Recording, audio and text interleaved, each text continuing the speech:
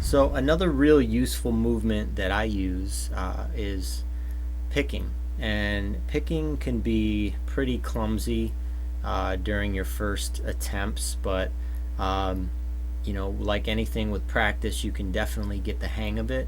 And I would say, as far as making sense of a way to practice picking so that it sounds, relatively good, until you get really fluid at it, would be just to go like up and down the strings. So you can start at the low E or the A, and you can just kind of generate that movement, and then we'll sort of break it apart, and I'll show you a little bit of what I do, so that I'm not hitting every single string, but I'm hitting individual ones to create my own type of a pattern. Okay, so what we'll do is, just to create the movement, we'll start at the low E. Okay, and you don't even have to have a chord at this point, but what you want to do is get used to the spacing between your strings so that you're not overlapping or like double picking a string.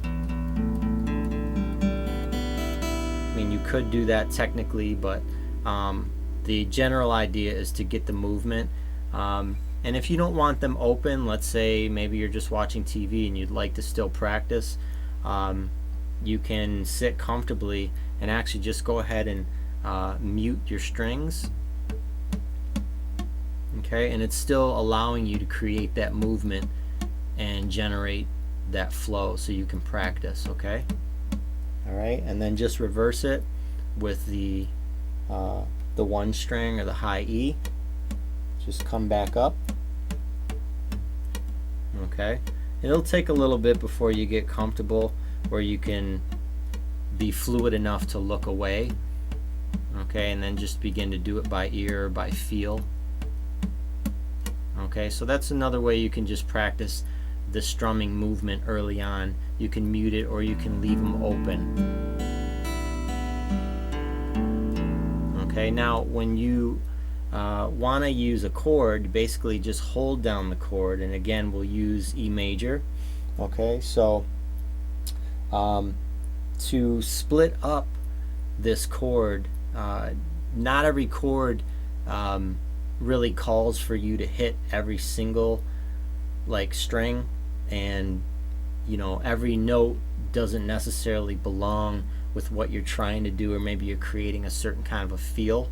So I like to split mine up, and we're just using different chords, and with this it might sound good if they're all there, but then sometimes you can just do the first two and the last two, or the second two and the last two.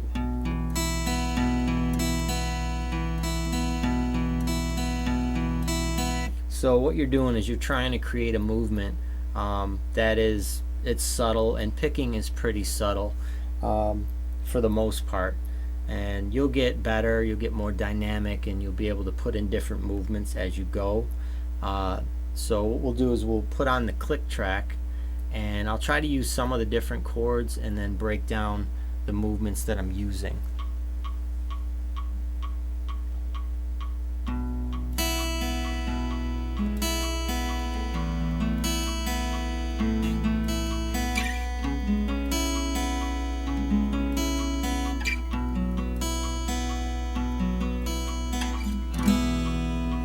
Alright, so basically what that was is taking each chord and finding almost like a rhythmic way of figuring out which two of the strings that I wanted to go faster or slower on.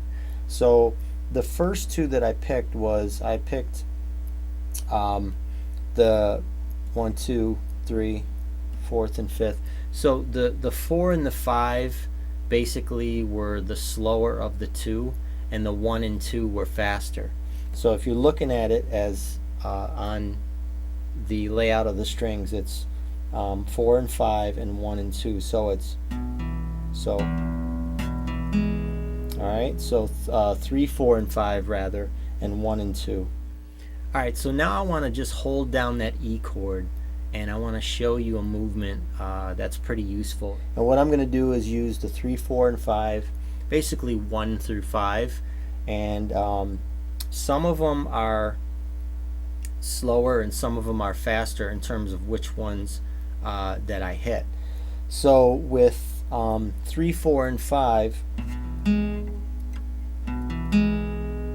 those are pretty fast, and the last two are slightly drawn out. So it's 1, 2, 3, and 4, 5. Okay, and I'll show you what that looks like to our click track.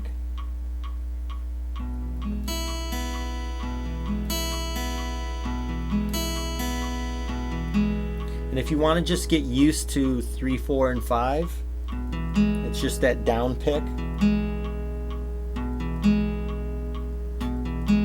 Alright? Just make sure your sound is nice and clean. You don't want that string to be buzzing at all, because it takes away from the subtlety of it. Okay? And then what you want to do is you want to incorporate 1 and 2. There you go. Now it gets it's a little tricky at first. You know, you're having to jump all the way down to the bottom and then pick upward. So there's a variation of the down pick and then the up movement. So it takes some getting used to, but again, you can mute it, and until you get that flow, till you become more fluid, you can do it without using chords. Okay, so you can go.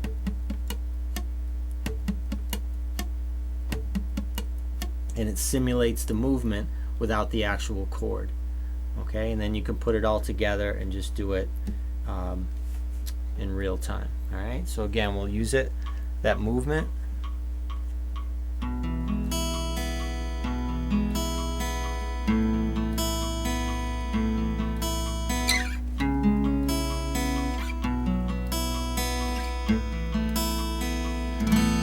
And then our strum.